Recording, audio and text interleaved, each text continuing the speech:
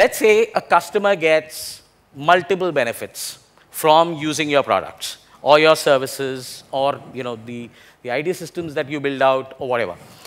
And that benefit comes in the form of having a very low price to start with.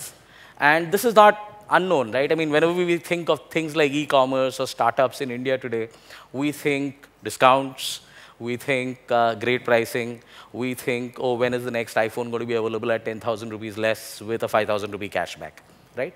So price is important. And don't get me wrong, it's the duty of every business to grow, right? If you do not grow, there is no point of running that business. So therefore, it is the duty of every business to grow, and price is an important lever to get growth going in that business, right?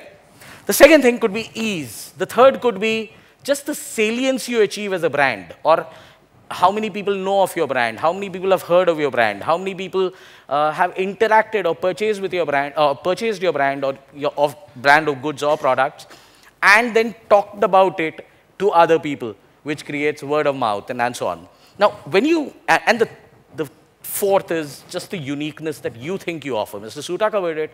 What's your proposition? What's your differentiation? What is it that you offer that nobody else does? Now, all of these four things are, in my mind, things that add up in a customer's mind.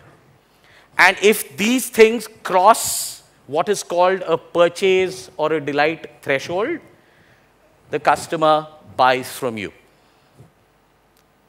We got it, right? So the customer buys from you if the sense of these utility functions or the benefits that the customer is getting from the product or service that you offer crosses a certain threshold. Now, here's the interesting thing. There is a very important part of this threshold, and I call that I, or let's call it insight. Insight is the one thing that you know, which is based on your knowledge of the customer, which ensures that if you get it right, you don't need to spend as much money on delivering the rest of the four things. Here's how it works. The first three things, they actually cost a business money. So if you're thinking profits, if you're thinking how should we be, funding ourselves, whether it should be a bootstrap, not a bootstrap, should we go and get VC money, should we not get VC money, think about the first three things. Delivering products at low prices costs money. Delivering products easily on the next day, within 24 hours, or within the next 3 or and so on, costs money. And building a brand out, getting people to start talking about it, doing television advertising, be it internet advertising, television, what have you, building a brand out costs money.